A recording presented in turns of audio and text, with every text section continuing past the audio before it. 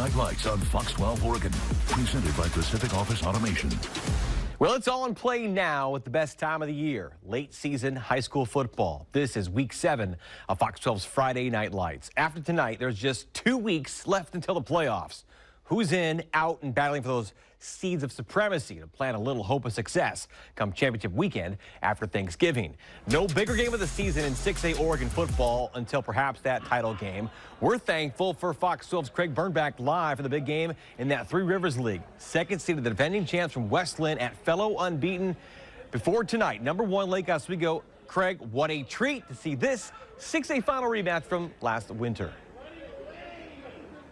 Yeah, Nick, and you know when you're Lake Oswego and West Linn, you pretty much know that you're going to be playing your biggest games in the playoffs and that a regular season loss isn't going to crush your championship dreams. But still, when you're playing your next-door neighbor in a rematch of last year's state championship game, it's still a pretty big deal. And tonight, it was the road team who stepped up in a really big way. The Lakers were hoping to make a regular season statement in front of their packed home stadium, but it was the Lions who would roar out to the first half lead as Sloan Baker unleashes a laser to Ashton Marquise, and West Linn led 14-3 at the break. Third quarter, Lake O shows some life as the future Wazoo Coug Hudson Curlin is going deep to Josiah Agnemal, and the lead, it was cut to just 4. But West Linn would dominate the rest of the third as Baker looks for Josiah Molden, who is buck naked and scoring. He walks in to make it 21-10. Later, how about the Baker to Marquise connection again as Marquise grabs the pass and he's gonna get gone. 49 yards to the house to make it 28-10. The Lions defense never let the Lakers get going. How about this interception from MJ Kenny Brew that all but ices it as West Linn is winning on the road. Your final is 38-16. I know it's a regular season game, but it still means a lot, doesn't it? Yeah, I mean, it was a huge win. I'm really proud of our guys. I mean, we practiced as hard as we could all week. It was our biggest game of the season so far, and it was a great win for us. Now, Nick, a reminder, last year, Lake Oswego won the regular season game, and West Linn won the rematch in the state championship game, so you never know how this thing's going to end. But at least for tonight, it's West Linn who's walking away with those all-important bragging rights. Live from Lake Oswego High School, Craig Bernbach, Friday Night Lights. Well, another marquee matchup in the TRL here on FNL. #7 Lakeridge, #6 Tualatin, Pacers 3-3, T-Wolves 5-1, celebrating senior night. We got a little bit of game time with Dame time, too. Yeah, Damian Lillard checking in on his nephew, Tualatin Jr., Houston Lillard. How about the University of Washington commit, though? Lakeridge star Ansu Sano back from injury. How about a nice big run of 25 yards? That's a Big Ten kind of run. Then Sano, don't you know? Well, he's going to punch it in from 2 yards out. Lakeridge on the road with that early lead, 7-0. Tualatin, though, you know they're explosive as well. They're going to charge back. How about Carter Power? Plug this in. Trenton Herzog. It's a 25-yard gain in front of my guy, Tad Largent, to set up this. He's shorty, always a goodie when your name is Iden Rule. The golden rule. Do unto others. It's 7-7, 4-yard score for Deuces there. And then Powers trying to get a little bit more the next time they got the ball, but this would be the opposite direction. A score for Hunter Grubb. That's a pick 6. Pacers up 17-7 away from home. Then we got a 2-minute drill. Pacers can do that well, too. We're going to call bootleg. Drew Weiler, 5-yard catch. 24-10 at half. 31-10 after 3. 45-10 Pacers the final. They'll now return home for homecoming before hosting LO for the Battle of the Lake on Thursday, the 30th, Halloween Eve. Tualatin will be at West Linn and at their neighborly rivals from Tigard. Game of the night in the Metro League. The reigning league champs from Mountainside hosting Jesuit as the Crusaders went down Shoals Ferry to reclaim what they had kept for a decade straight before last year. The Mavs Satyrs both 4-2 overall coming in. Second half, Jesuit up 4 after a stalemate in that third quarter. The fourth finally opened up a deep ball. Jack Wilson, Joe Stimpson. Beautiful throw and a great run after as well. Too tough to get down there, they would. That set up Wilson on a keeper and a run of his own. Bring that bread inside close. The junior quarterback going to tuck it in and reel in. 29-yard touchdown. Jesuits up even larger by 11. Mountainside not done yet. Defense coming up, a big-time forced fumble for the Black Shirts. After a slow drive down the field, 4th and 22. Cade Mitchell's going to New Mexico. What do you got? How about a 45-yard bomb to Sean Gurgic? In stride, great adjustment by the senior on the fly, keeping Mountainside in the game. That deep ball keeps coming through. Wilson, Stimson, inching for another big-time play. They get it for 51 yards, keeping up the pressure for the Satyrs. Mountainside clawing to stay in. Another 4th down attempt. Mitchell makes it happen again. Isaac Connor. It's 28-23, 2 minutes to go. Mountainside still in there. But then Wilson gonna snuff that chance out with a 1st down. Keep on the run. Take a knee and take home that victory. They get it done. 28-23. Afterward, we caught up with the Crusader junior quarterback. That's Jack Wilson. Yeah, we felt like we had to definitely expand that lead because we know their offense is pretty high power. So we knew we had to step down their throats with our franchise run game, and things opened up. Hit Joe on a touchdown, and things just happened. I was proud of our guys. Yeah, that franchise he's talking about, that offensive line there is always so good at Jesuit. They'll now welcome Southridge and go to Sunset. Mountainside's got that trip to Rock Creek with Westview before returning home with the Beavers. How about a bird battle in Goose Hollow? Portland Interscholastic League from the heart of the city. What a place to play. The home nest of the Lincoln Cardinals and Ida B. Wells, both 3-1 in the PIL, looking up at Roosevelt. This a shootout or a run out. Both offenses just hit you on the ground in a variety of ways. The guards get gone behind Fletcher Hammond, the night watchman. Little owl and prowl, 52-yard opening drive score for the Greens. Lincoln doesn't throw it a lot, but when they do, they can make it pay. Finn Davies, elude a sack, and the wide open guy in the paint there, that's Reed Eldridge, 32-yard score, 7-6 for the Red Shirts. What that gang in green means go. Cannon Walter shot out of a cannon down the sideline. Grayson Murph going to be in hot pursuit, but it's Walter waltzing in from 68 yards away. Wells up 14-7. Very next offensive snap. Murph has more fuel to burn. The junior so electrifying, giving the Cards a charge. A 72-yard bolt of lightning on the counter play. No PAT, it's 14-13. Second quarter, Lincoln going back to the air. Seldom used. Lincoln, though, amused here. Davies, Eldridge connect again. Somewhat of a broken play. Works there. They're up 26-22 at halftime. 54-38 Cardinals win in the end. They'll remain home with Jeff. Wells gets back to Hillsdale for a non-league game with Canby. 6A Pacific Conference showdown from Yamhill County. 4-2 Liberty.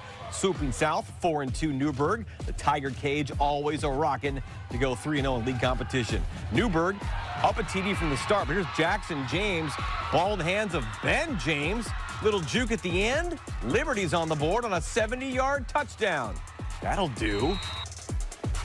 Newberg next up to bat. This one's going to ring the bell. Big run of their own.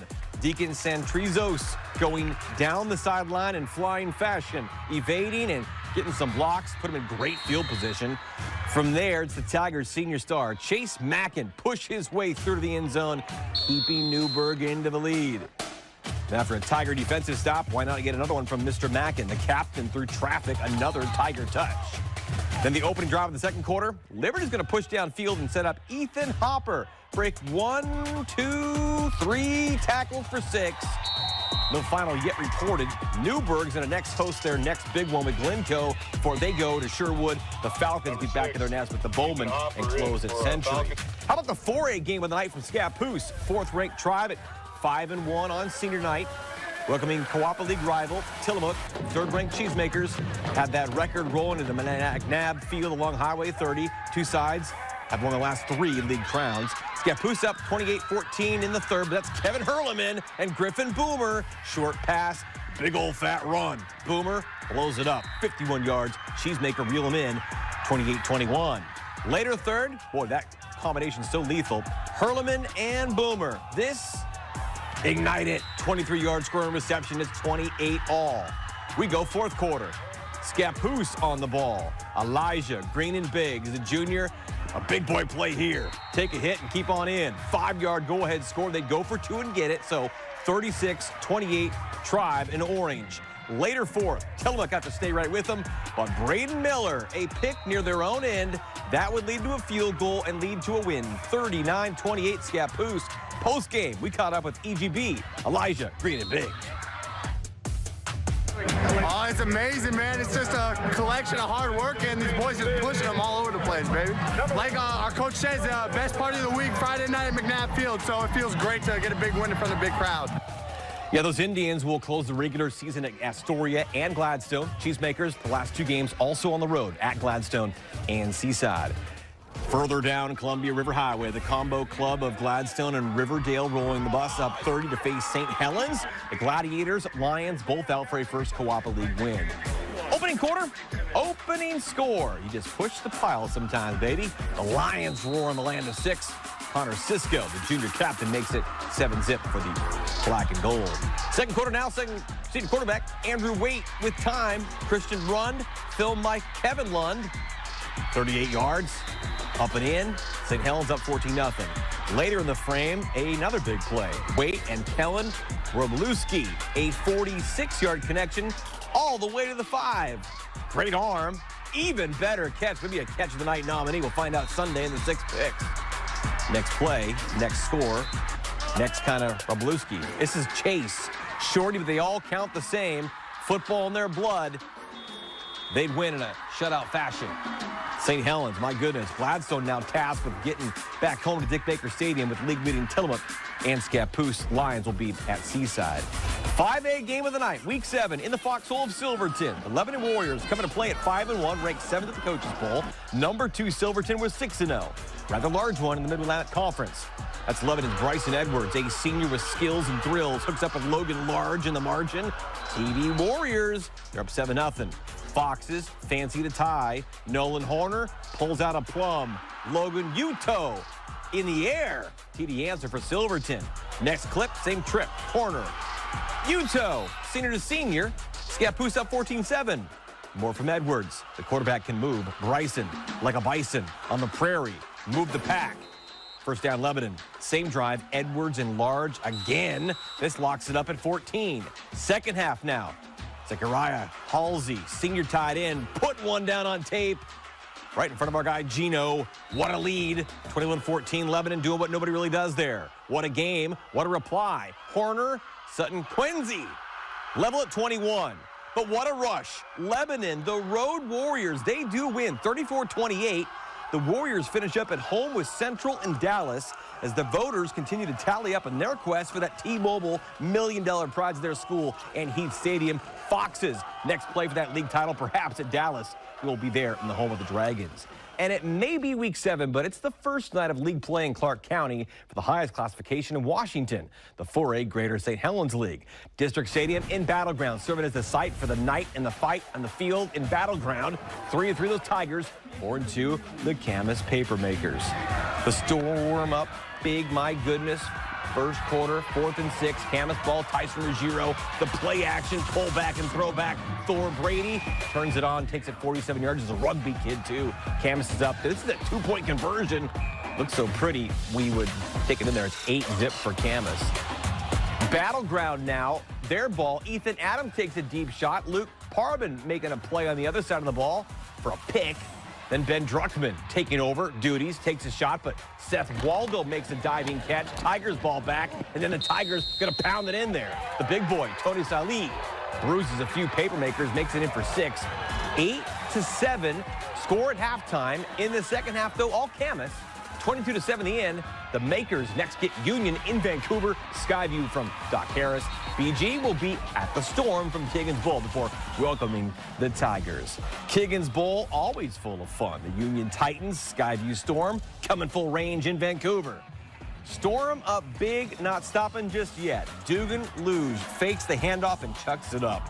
Caton Peralta makes the adjustment and the grab at the goal line. It's a touchdown, made it 42-6 for the Storm. Titans fighting for themselves on 3rd and 10. Take it left, get 7. Storm swarm for the stop. Next on 4th and 3, Gabriel Kilgrass escapes and finds an open guy just over the hands. Titans turn it over. Now 3rd and 14. Skyview does this. Hits the opening hole runs down for the first down. Every Titan jumping in to take him down. I mean, that's really like all 11 guys on the field. They just run out the clock from there. 42-6, the final for the Storm. Skyview still has battleground in the Halloween night game at Camas.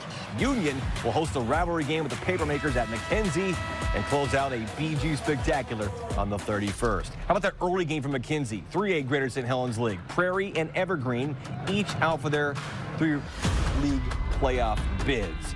Jaden Baum in the first quarter. Darren Schmidt beats his defender, Plainsman from Evergreen, up 6-0.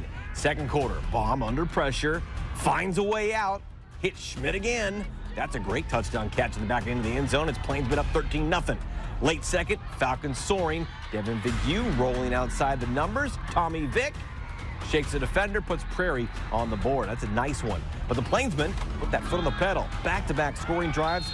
Malachi Turner Hodges busting in for 2 scores before the end of the half. 41-21, Evergreen wins. Plainsmen next draw the T-Wolves in that rivalry with Heritage. We're finishing off with Mountain View. Prairie gets Shelton. And then previously unbeaten Heritage, who lost to Kelso on this night. Our big game next week, Columbia River, Washougal for first place in the 2A GSHL. Still to come this week, they are the kings of the court, and they